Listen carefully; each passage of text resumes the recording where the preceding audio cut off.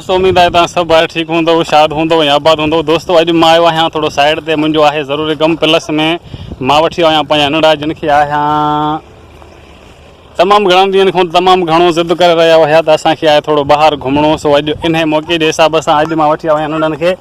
मज़ो अचे थो त दोस्तों वीडियो तमामु इंट्रस्टिंग आहे, वीडियो तव्हां पूरो ॾिसिजो। तव्हांखे ॾेखारींदुमि त हीउ ॾिसो असांजो इलाइक़ो केतिरो ज़बरदस्त ऐं बहितरीनु आहे। दोस्तों ही उहो पाणी आहे जेको 2022 में हिते जमा थियो, पर 2 सालनि जे दौरान अञा ताईं ख़ुश्क न थी सघियो आहे। हे साम्हूं तव्हां ॾिसी सघो था त अञा ताईं ही आहे ढोरो। नंढा मुंहिंजा खेॾी रहिया आहिनि बिल्कुलु रांदि, पर थोरो परेशान बि आहिनि, हुननि खे हलिणो आहे वापसी घर। हिन महिल असां वञी रहिया वापसी पहुता आहियूं दोस्तों पंहिंजे घर, पंहिंजे शॉप ते। असां त खेर वियासीं चक्कर जे हिसाब सां, पर नंढा थी पिया तमामु घणो बेज़ार। हुन जी मेन वजह इहा आई त गर्मी हुई तमामु शदीद, ऐं असां विया हुआसीं पंधु थोरो फ़ासिले ते हुयो। पंधु जो थोरो फ़ासिले ते इन हिसाब सां नंढा थी पिया तमामु घणो बेज़ार, छो जो पंधु कंदा आहिनि थोरो घटि। तूं ॿुधायो बाबा, तूं घुमण हली मज़ो आयो? छो?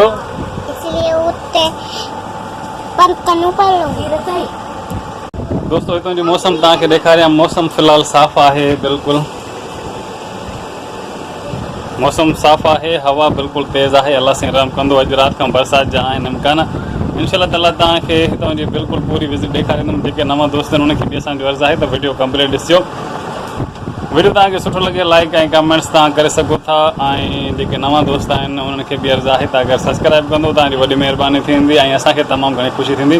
त दोस्तों तव्हां ॾिसो त हितां जी मौसम कहिड़े तरीक़े सां हवा लॻी रही आहे तेज़। दोस्तों हीअ हवा आहे बिल्कुलु तेज़, ॾिसो त कहिड़े तरीक़े सां सुबुह खां वठी बिल्कुलु हवा हुई बंदि, पर हिनमहिल हवा जो ज़ोर आहे आहिस्ते आहिस्ते तेज़। तक़रीबन थी रहिया आहिनि 4 ऐं असांजी चांहि आहे बिल्कुलु तयारु, जेको बि पीए सलाह आहे। ऐं दोस्तों ॿाहिरि अञा मौसम बिल्कुलु साफ़ आहे, अहिड़ी काई बि अञा ताईं को उस त कान्हे, पर मथे हल्को राहो आहे, हवा आहे। मालिक साईं रहम कंदो, राति ॾिसूं त छा पोज़ीशन थिए थी। असांखे बि शदीद इंतज़ारु आहे, मालिक साईं कंदो ख़ैर। तक़रीबन थी रहिया आहिनि 6 ऐं वेठो आहियां पंहिंजे शॉप ते। दोस्तों मैं तक़रीबन आसमान आहे बिल्कुलु साफ़, हिते का ख़ासि अञा त को जुड़ या ककर न आहिनि। मालिक साईं कंदो ख़ैर, राति ॾिसूं त छा थिए थो। तव्हांखे ॾेखारियां त हे आहिनि हिते असांजा दोस्त आहिनि जेके घोड़नि जा आहिनि शौक़ीन। तव्हांखे ॾेखारियां, साम्हूं बीठो आहे ज़बरदस्त घोड़ो।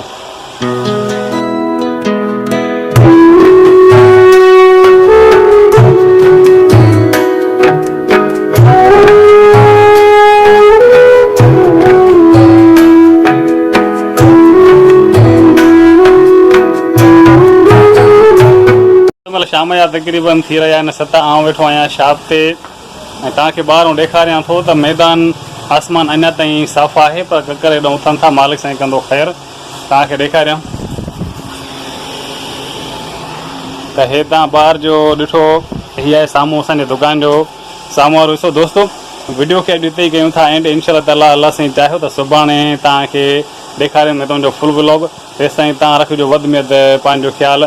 मिलंदासीं इंशाअल्लाह ताला सुभाणे। टेक केयर एंड अल्लाह हाफ़िज़।